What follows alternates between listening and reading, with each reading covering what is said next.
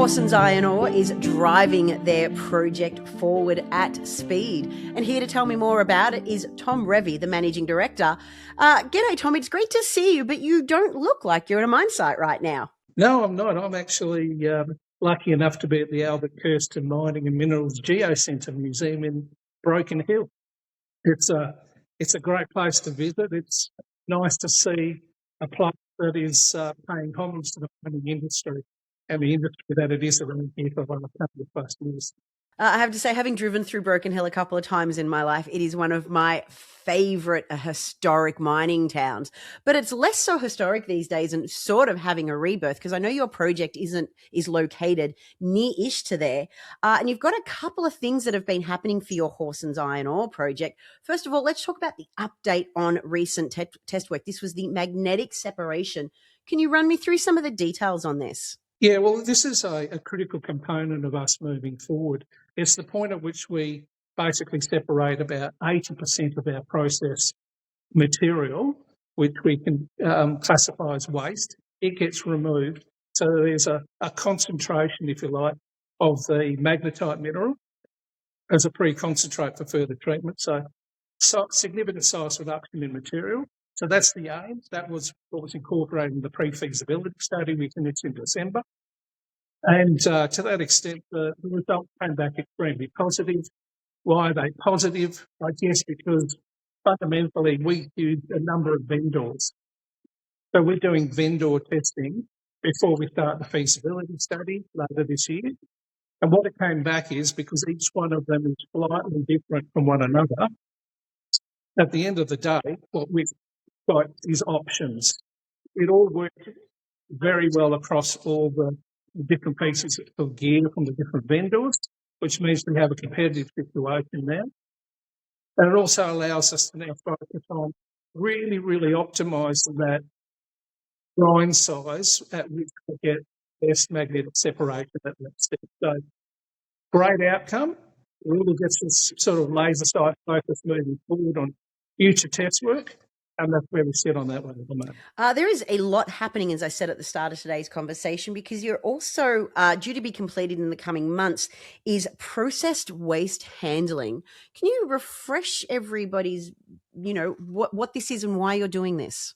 Well, for the pre-feasibility study, what we did is we incorporated haul trucks to move the waste from the end of the process plant to what we call a co-disposal facility, which is co-disposing dry mine waste with process waste. So it was basically costed, capital and operating, as trucks moving back and forth. We realised during the pre-feasibility in the latter stages that conveying was probably a very real alternative and potentially significant in terms of some capital costs, but certainly operating costs.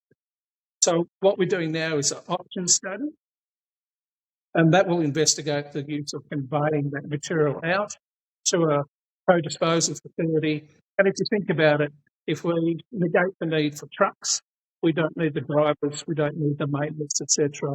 It's a far simpler system. We don't need the accommodation, etc. So we believe, fingers crossed, that everything will point towards a significant improvement in project economics.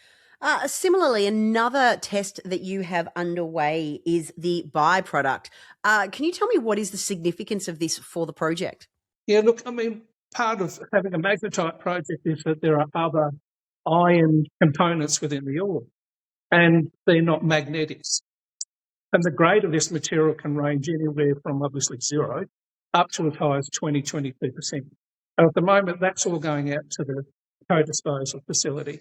So what we're looking at, we did some early work with CSIRO, and that the report came back and we made the announcement late last year that the material can be extracted